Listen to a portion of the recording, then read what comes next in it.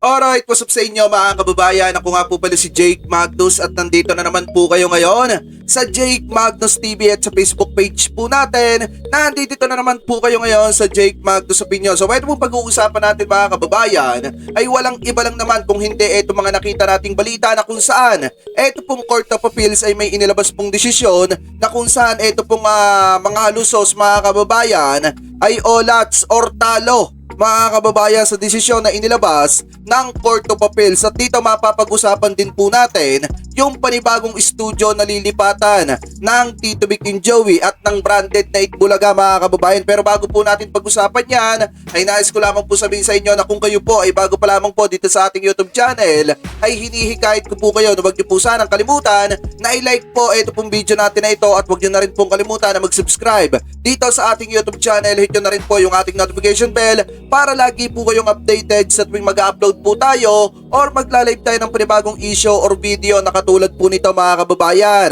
At gusto ko din po kayong batiin ng isang magandang umaga, tanghali, hapon, gabi sa mansulok ng mundo kayo naroroon. Papa sa Pilipinas man po kayo or ibang bansa, sana po ay nasa mabuti po kayong kalagayan at gabayan po kayo ng ating Panginoon. Mega love shoutout po sa inyo at mabuhay po kayong lahat. So anyway mga kababayan, uulitin ko yung mga nandito na nakatutok, nanonood. Wag niyo po sanang kalimutan na i-like po ito pong video natin na ito. At wag niyo na rin pong kalimutan, lalo na sa lahat ng Team Replay, na mag-iwan ng inyong mga komento. At maraming salamat sa lahat ng hindi po nag-i-skip ng ating mga ads. Thank you po mga kababayan. So anyway, umpisahan agad natin itong ating talakayan mga kababayan. Dito sa nakita nating balita patungkol sa inilabas ng Court of Appeals na kung saan ito po mga halusos ay olats mga kababayan. Dahil ito masasabi nating napakalaking bagay din po nang nangyaring ito sa mga halusos mga kababayan, dahil kung titingnan po natin bagamat magkaibang kaso dun sa pagitan ng trademark at dito mga kababayan sa titulo ng Dakak Resort mga kababayan, ay talagang masasabi po natin na pwedeng pagbasihan din po ito na another strike ng mga halusos para mas lalong maipamukha sa kanila ang pagkapanalo ng Tito Vic and Joey mga kababayan. So anyway, basahin po natin itong galing sa Abante Tonight. Mabilis sa balita. Sabi po dito mga kababayan, yan po yung source natin. Halusos olat sa titulo ng Dakak Resort. Yan po yung sabi dyan mga kababayan. So basahin po natin itong nilalaman. Sabi dito, pinawalang bisa ng Court of Appeals o retong CA ang titulo ng Dakak Beach Resort sa 1,000 square meter property nito sa Dapitan City. Yan po yung nakalagay dyan. So sabi pa dito mga kababayan, ito basahin po natin, ipinagutos din ng CA na bakantehin ng lupain at ibalik ito sa may-ari na si Ma Consuelo Saguin. Yan po yung nakalagay dyan, na nadiskubring pineke ang pirma sa sinasabing deed of sale ng resort.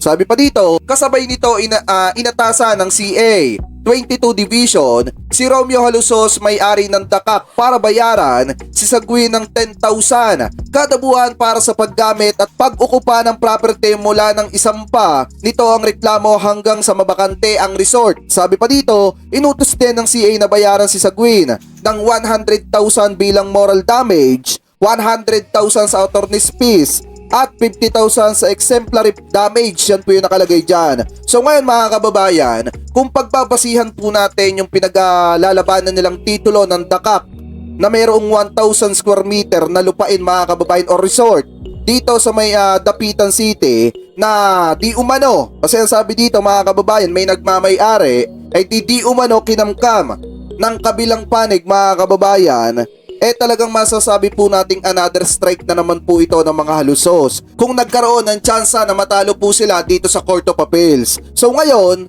kung pagbabasihan po natin itong lumalabas na balitang ito, talagang masasabi po natin na talagang gawain na nila yung mga ganitong klase ng gawain na talagang kumbaga pagka nakasilip ng konting pagkakataon, hanggat kaya nilang makuha yung isang bagay ay talagang kukuhanin po nila. Di ba mga kababayan, kung iisipin nyo, ang sinasabi dito is parang pineki daw yung pirma mga kababayan. Or eto, pineki ang pirma sa sinasabing deed of sale ng resort. So ibig sabihin, nung yung ipinapakita nilang deed of sale is pineki yung pirma. Katulad nga mga kababayan ito sa nangyari sa pagitan ng mga halusos at saka ng TVJ, na kung saan mga kababayan pilit iginigiit ng mga halusos na sila yung may-ari ng titulong Itbulaga kasi sila yung producer. Ngayon mga kababayan, ang sinasabi naman pong balita dito, talagang nadiskubre pa nitong mga saguin na pineki po. Di umano, hindi natin alam kung sino yung nameki dito, kung ang mga halusos ba, na di umano pineki daw po yung perma ng deed of sale para makuha yung Dakak Resort mga kababayan. Grabe, napakatindi.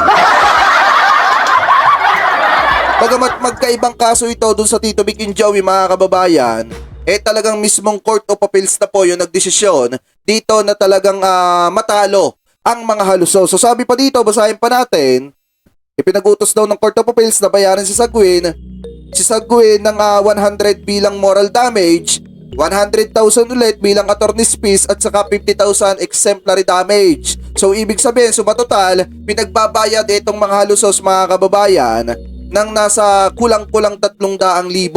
Ganun po katindi. Kasi meron pang 10,000 kada buwan para sa paggamit at pag-ukupa ng property mula sa isinampan nitong reklamo hanggang sa mabakante ang resort. So sabi pa dito, basahin pa natin yung nilalaman mga kababayan.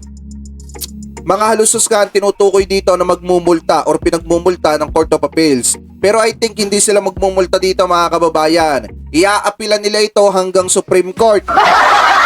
Yan yung nakikita ko dyan. So ngayon, ipagpatuloy pa natin. Sabi pa dito, tanggalin na natin yan. Yan. Nakasaad din sa desisyon ng Court of Appeals na ang kabuuang halaga ng mga dapat bayaran ay magkakaroon ng 6% interes. So ibig sabihin 6% na interes kada taon hanggang sa ganap itong mabayaran. Nagsampa ng reklamo sa Sagwin laban sa Dakak at kay Halusos matapos madiskubre noong 1995 na mayroon ng titulo ang kanyang lupain sa pangalan ng Dakak. So sa madalit salita mga kababayan, eto palang Dakak at etong si Halusos yung natalo po dito. So sa madalit salita, sila pala yung magmumulta. Biruin nyo mga kababayan ha, doon sa RTC Marikina, natalo etong mga halusos at pinagmumulta. Ngayon mga kababayan, dito sa usapin ng Dakak Resort, natalo na naman etong mga halusos mga kababayan at pinagmumulta na naman po. Sabi pa dito, ipagpatuloy pa natin, eto daw, 1995 na mayroon ng titulo ang kanilang lupain sa pangalan ng Dakak. Nabatid na babayaran sana ni Sagwin ang kanyang real property tax para sa 1,000 square meter property na pag-aari niya mula pa noong 1981. Pero nalaman na nakapangalan na ito sa Dakak. So ibig sabihin ang pinaglalabanan po nila dito is yung titulo ng lupain na may sukat na 1,000 square meter mga kababayan. At natalo po dito etong Dakak at etong si Halusos. So sa madalit salita, yung ginagamit palang lupain itong mga Halusos is hindi pala po sa kanila at may nagmamay-ari pala po noon, pero pinagawan po nila ng peking dokumento. Kaya natalo po sila sa usapin ng 1,000 square meter na lupain na kinamkam nitong Dakak at nitong si Halusos mga kababayan. So sabi pa dito, nadiskubre ni Sagwin na pinarehistro sa pangalan ng Dakak ang kanyang lupain noong Marso 1994 base sa umano'y 1988 deed of sale kung saan ay ibinenta umano ng kanyang ama ang naturang parte ng lupain sa resort mga kababayan. So yun daw po yung pinapalabas. Sabi pa dito, kinwestiyon nito ni Sagwin at iginiit na hindi niya isinalin ang pagmamay-ari ng lupain sa Dakak at pinayatan lamang ang kahilingan or pinayagan lamang ang kahilingan ni Halusos na gamitin ito kapalit naman ng libreng paggamit ng kanilang pamilya sa resort. So ibig sabihin mga kababayan, na nangyari pala po dito, pinangakuan itong si Halusos na kapag ka ipinagamit yung lupain na may 1,000 square meter nitong si Sagwin mga kababayan, dito kay Halusos ay libre po yung kanilang pamilya sa paggamit ng resort. So hindi pala alam nitong si Sagwin, nakakamgamin pala po nitong Dakak at netong si Halusos yung kanilang lupain na may 1,000 square meter. So ganun po sila katindi mga kababayan. Biruin nyo ang usapan dito, ang akala nung may-ari ng lupa ay hinihiram lang nitong si Halusos at pinangakuan sila na libre lamang sila makakagamit dun sa resort, pero hindi pala alam ni Sagwin na yun na pala ang hudyat para makamkam yung kanyang lupain, mga kababayan. Buti na lamang po meron tayong Court of Appeals na kung saan, mga kababayan, talagang pumabor dito sa tunay na nagmamay-ari yung desisyon. So ibig sabihin, baka nangyari dito, mga kababayan, akala nila mananalo sila porket hawak po nila yung papel. Diba kung titingnan po natin, mga kababayan, mahilig sila dun sa salita na meron silang pinanghahawakang dokumento. Meron silang certificate of registration katulad dun sa trademark. Pero mga kababayan, hindi natin lubos maisip na dito gagawin din nila yung estratehiyang yon. So ibig sabihin, matagal na po nilang ginagawa yung mga ganitong klase ng gawain, mga kababayan, na kung saan magpapakita sila ng dokumento, magpapakita sila ng mga papel at pipilitin na po nilang makanila yung pagmamay-ari po ng iba. So ngayon, sa pagkatalong ito ng mga Halusos, mga kababayan, at mayroon pang nakabinbe na petition for review dun sa Court of Appeals, talagang masasabi po natin na bagamat magkaibang kaso yan, ay another strike na naman po yan ng mga Halusos, mga kababayan. So sabi pa dito, sa panig ng Dakakat ni Halusos, iginiit ng mga ito na inialok ng ama ni Sagwin ng naturang lupain bilang kabayaran para sa share of stock ng resort. Subalit itinanggi naman ng ama ni Sagwin na gumawa siya ng deed of sale at iginiit na peki ang pirma ng kanyang anak sa naturang dokumento. Mga kababayan, so ibig sabihin, para makamkam pala, di umano nitong mga Halusos at saka nitong Dakak Resort, yung lupain na may 1,000 square meter nitong si Sagwin, sinasabi po nila na ginawang bilang kabayaran yon dun sa share of stock ng resort, mga kababayan. Pero itinanggi po yon ng ama nitong si Sagwin na sinasabing pineke nga yung pirma ng kanyang anak. So ibig sabihin, walang katotohanan, mga kababayan, na ibinigay na or isinilbing parang pambayad dun sa share of stock ng resort, mga kababayan, yung lupain nitong si Sagwin. Kaya sila naghabol. At dahil nga sa kanilang paghahabol, mga kababayan, ay natalo etong mga Halusos. So ibig sabihin, sa madalit salita, mga kababayan, another pagkatalo na naman o pagkaolats nitong mga Halusos yung kanilang naramdaman sa Court of Appeals, mga kababayan. Ang hinihintay ko na lang talagang desisyon is yung petition for review nila dito sa Court of Appeals dun sa trademark or dun sa title na Itbulaga, mga kababayan. Pero dahil sa nangyaring ito na natalo sila sa usaping titulo din ng Dakak Resort, mga kababayan, masasabi po nating another strike na naman po yan. Ano po, kaya malaki ang kumpiyansa ko na matatalo sila sa Court of Appeals dahil, mga kababayan, gaya nga po ng sabi ko, mahirap manalo yung mga taong kamkam. Yung mga taong nangunguha ng hindi nila pagmamay-ari. Tandaan po natin yan, mga kababayan. So kayo po, ano po ang komento ninyo hingil po sa balitang lumabas na ito, mga kababayan? Comment below na lamang po kung ano po masasabi ninyo dito sa balitang ito, mga kababayan. And then i-comment nyo din po sa ating comment section kung deserve ba. Deserve ba nila, mga kababayan? Deserve! Ay, comment below na lamang po, mga kababayan, at pupunta na po tayo dito sa next topic po natin. Ito talaga yung magpapalakas ng sobra dito sa Tito Vic and Joey, mga kababayan, at saka po sa TV5. Kasi sabi dito, mga kababayan, wait lang ha. Kasi sabi dito, mga kababayan, Itbulaga lilipat sa bagong studio mapapanood sa Meralco Theater. Yan po yung nakalagay dyan. So basahin po natin yung nilalaman, mga kababayan. Ito. Sabi dito, isa sa mga araw na ito ay lilipat na sa bagong studio ang programang Itbulaga. Kasalukuyang nasa TV5 sa Sheridan Street, Mandaluyong City. Ayon sa nakuha naming balita ay noong Nobyembre 2023 pa sinisimula na ng construction para sa bagong studio ng programa. So ibig sabihin, mga kababayan, last year pa pala po sinisimulan yung construction dun sa bagong studio ng Itbulaga, mga kababayan, or ng branded na Itbulaga. So ang tingin ko dito parang mas malaki ata sa APT, mga kababayan, etong studio na lilipatan po ng Tito Vic and Joey. Dahil ang pagkakaalam ko, mga kababayan, parang sa Meralco Theater lilipat ang Tito Vic and Joey po at saka ang branded na Itbulaga. Sabi pa dito, basahin pa po natin, ito nga ang araw na magiging bagong buhay ng mga original host ng Noontime Show na sina Formen Hasen, Tito Soto, Vic Soto at Joey De Leon kasama ang iba pang legit Dabber Gods. Sabi pa dito, sitsit pa ng aming kausap ang Meralco Theater na nasa loob ng Meralco Building sa may Ortigas Avenue, Pasig City ang bagong studio ng Itbulaga na ibang iba raw sa dati nilang tahanan. So ibig sabihin, ang tinutukoy dito, mga kababayan, is yung studio ibang iba dun sa either dito sa APT or dito sa studio na ginagamit ngayon ng Tito Vic and Joey. Kasi ang tingin ko nga dito, base dun sa inilabas na video nitong si Batang Manila Toys, mga kababayan, talagang napakalaki po nung kinoconstruct na studio ng Tito Vic and Joey. At ang pagkakaalam ko pa, mga kababayan, ang capacity ng studio na ginagawa yung bagong lilipatan ng Tito Vic and Joey at ng mga legit number cards is nasa 1,000 mahigit yung capacity, mga kababayan.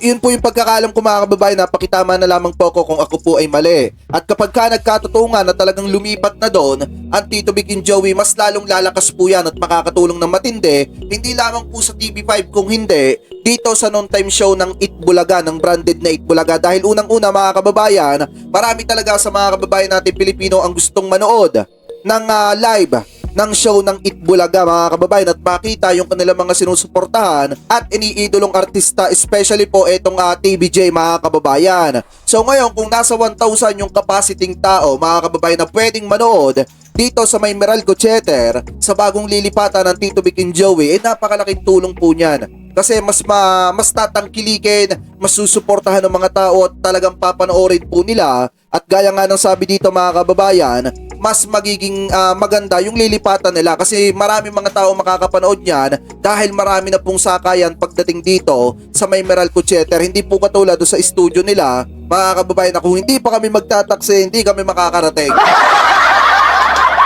Ano po, hindi pa mag-grab, mga kababayan. So anyway, pagpatuloy pa natin. Pero pagka lumipat na sila dito sa may Meralco Theater, napakalapit na po niyan sa Pasig. Ano po, so sabi pa dito, basahin pa natin. Base sa pagkakatanda namin, malaki ang Meralco Theater at may seating capacity na 150 to 200. Para ring Broadway Centrum ang itsura nito. Pero since under construction nga ito, ay baka moderno na ang ipinapagawang studio ni MVP. Kasi nga, mga kababayan, ang pagkakaalam ko ay parang nasa 1,000 yung capacity ng pipwedeng manood dito sa Meralco Theater, mga kababayan. Doon sa bagong ipinapagawa, ha, hindi itong nasa 150 to 200 yung capacity. Ang pagkakaalam ko nasa 1,000. So pakitama na lamang po ko kung ako po ay mali. So sabi pa dito, mga kababayan, basahin pa natin, magiging accessible pa rin naman ito sa lahat ng gustong manood dahil marami namang masasakyan mula Antipolo, Pasig, Cubao, Makati, Manila, Caloocan at iba pa. Samantala, may nakuha rin kaming chika na kahit consultant ng Tape Incorporated si Mr. Tony Tobiera or Mr. T ay mananatili pa rin itong nakasuporta kina Tito Vic and Joey o TVJ dahil pamilya na ang turingan nila sa sa mahabang taon. Yan po yung nakalagay dyan, mga kababayan. So para sa akin naman, mga kababayan, kasi kung mapapansin naman po ninyo, ang pinoprotektahan po talaga ng Tito Vic and Joey nung panahon ng kainitan ng issue ay itong si Mr. Tony Tobiera. Kasi nga, ang sabi nga, kung matatandaan nyo, parang sinasabi ni Tito Sen na kaya hindi na nila inaano is si Mr. Tony Tobiera yung pag-iinitan. Pero since ngayon, mga kababayan, napakalaking bagay din na talagang kahit consultant ng Tape Incorporated, itong si Mr. Tony Tobiera, ay yung pagmamahal niya dito sa Tito Vic and Joey at pagsuporta is nandudun pa rin. Iba pa rin talaga, mga kababayan, kasi yung ang nagsimula sa ang turingan ay pamilya. Dahil yan po, mga kababayan, ay wala na pong katapusan. Parang katulad dito, yung mga legit number cards, mga kababayan, basta Itbulaga yung ating sinusuportahan, ay talagang nagkakaisa po tayo at never pong matatapos yon. So ngayon, mga kababayan, ang sa akin naman, ang pagkakaalam ko talaga dyan is parang nasa 1,000 yung capacity nung bagong ipinapagawang studio na lilipatan po ng Tito Vic and Joey. Pero yung nakakala, mga kababayan, pakitama na lamang po ako